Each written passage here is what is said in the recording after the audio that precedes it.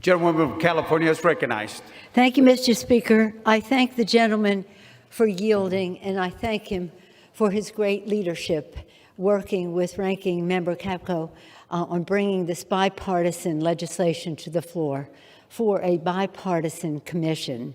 Let's talk about where we are. Here we are in the capital of the United States. The dome of the U.S. Capitol has always been a beacon of democracy and hope to America and to the world. Under this dome, our nation has abolished slavery, secured equal protections for all, ended a civil war, enfranchised women, established Medicare and Medicaid, voting rights, civil rights, and met the needs of the American people. Under this dome, school children learn about their country's history and what we are doing to advance their future. They come here, they see us honor those who have contributed to the success of our country. Washington, Lincoln, so many, Jefferson, etc. But they know that our founders, those patriots, wanted us to be working for a better future as we honor our history. Under this dome, again, when children learn about our country's history, they learn also about what we are doing for their futures. Legislators pass law, press engages with our democracy, reporting on it. Staff and workers enable all of this to happen. This dome is a symbol of the determination of America, but this was not always so. Let us recall that the dome of the Capitol was built during the Civil War, as our country was riven by a brutal conflict. At the time, many said the iron and steel used for construction were needed for the war effort. They urged the president not to continue the work on the dome, but President Lincoln said no. He knew that our country needed a symbol of strength and unity, a reminder of the shared ideals and common purpose that built our nation, a beacon of hope to guide us through times of darkness. And he knew that the work must continue as a sign of our strength and that of the unity of our country. Sadly, Mr. Speaker, on January 6th, in the days, weeks, and months after, the Capitol dome was once again such a beacon. Would we prevail? January 6th was the day called for in the Constitution to validate the presidential election. It was not just another day in the life of Congress. That day, one of the darkest days in our history, our temple of democracy was under assault by insurrectionists. The gleeful desecration of our Capitol resulted in multiple deaths, physical harm to over 140 members of law enforcement, and terror and trauma amongst staff, workers, and even members. The insurrection was called for to impede our constitutional mandate. But the Congress returned to the Capitol that night to accomplish our purpose. We agreed in a bipartisan way that day that we would return to the Capitol. And that sent an important signal to the world. The insurrection called for people to impede our constitutional mandate, but we returned to the Capitol. Thanks to the courage of the Capitol Police, members and support workers, we showed the country and indeed the world that we would not be diverted from our duty, that we would respect our responsibility to the Constitution of the United States. We take that oath to protect and defend the Constitution. Again, in a bipartisan way, we agreed to come back to the Capitol. Today, over 4 months later, many questions regarding the circumstances of this assault on our democracy and the response to it remain. It is imperative that we seek the truth of what happened on January 6th. And to do that, Congress must, in a spirit, I believe, in bipartisanship and patriotism, establish an independent, bipartisan 9/11 type commission. Today, thanks to the leadership of Chairman Benny Thompson and Ranking Member John Capco, legislation to create such a commission is on the House floor. It's important to note, Mr. Speaker, that this is happening 4.5 months after the January 6th insurrection. My colleagues, do you know, that many of you were not here at the time, but legislation establishing the 9/11 Commission was not signed into law. 9/11, mind you, 9/11, 2001, was not signed into law until the end of November 2002, over 14 months after the attacks.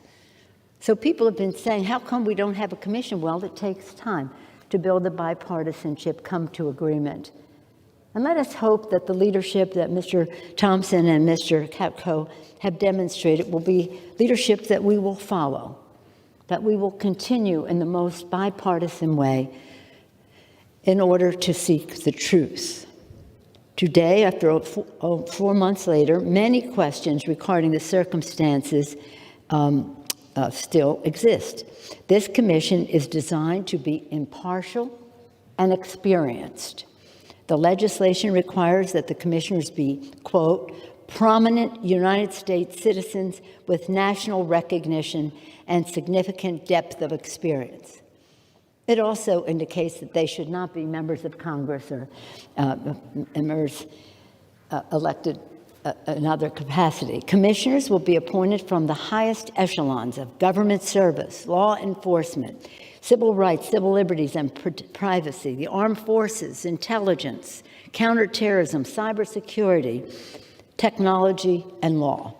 The commission will be, again, bipartisan and bicameral, with commissioners appointed by the majority leaders and majority and minority leadership in the House and Senate, and will be actionable and effective, culminating in a final report on the facts and causes of January 6th, along with recommendations to prevent further attacks on our democratic institutions. I heard you earlier, Mr. Chairman, acknowledge the support and endorsement of the previous chairs of the 9/11 Commission, Governor Kane, and Chairman in the Congress, Lee Hamilton, co-chairs of the 9/11 Commission. They also had written to us earlier on about the need for such a bipartisan commission, but they also wanted not only to find out the truth so this doesn't happen again, but also to reinforce our commitment to democracy and take us on a path that is better and more unifying. And that's a responsibility we have, and that is a hope that I have emerging from this debate, this vote today, that we will be able to have a strong bipartisan vote that takes us down a path more unifying for our country. We have this opportunity. My colleagues, the press says to me, why don't you just go do your own task force, your own select committee and to investigate this? You have the votes, you have the subpoena power, you have this or that. I said, I don't want to do that. We want this to be, as it is shaped, bipartisan, with shared responsibility, shared staff, in a way that the public will have respect for the outcome.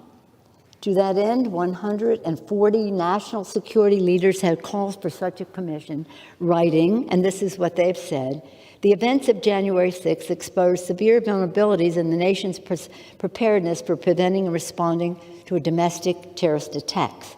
The immediate security failings that permitted such a lethal breach of the Capitol complex by armed extremists raise serious questions and demand immediate solutions. A failure to deploy the full suite of available tools to fully understand January 6th and address its causes will leave the Capitol and the nation vulnerable to future attacks. These are a list of nonpartisan, 140 Democrats, Republicans. I don't even know what party some of them are. Without objection, I would like to submit their statement for the record, Mr. Chairman. Without objection, so ordered. After the bipartisan agreement on this commission was reached, the respected bipartisan chairs of the 9/11 Commission, Thomas Kean and Lee Hamilton, endorsed it, as was mentioned by the chairman, as I referenced earlier.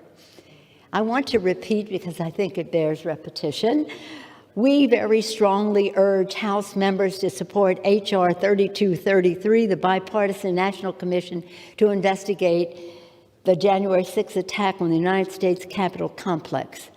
That bill would create a 9/11-style commission to investigate the January 6th assault on the U.S. Capitol. That was a dark day in American history, one of the darkest. As chairman and vice chairman of the 9/11 Commission, unity of purpose was key to the effectiveness of this group.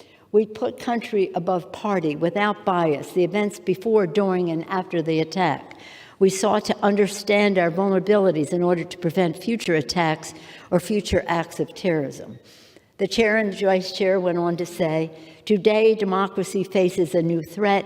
The January 6th attack on the United States Capitol was one of the darkest days in the history of our country.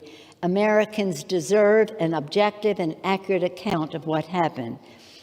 And they said, Mr. Hamilton and Mr. Governor Kane, as we did in the wake of 9/11, it's time to set aside partisan politics, come together as Americans in common pursuit of truth and justice. As I said earlier, Mr. Speaker, the Capitol of the United States has always been a glorious beacon of democracy for the American people and for the world. This legislation is about something larger even than the commission, vital as the commission is.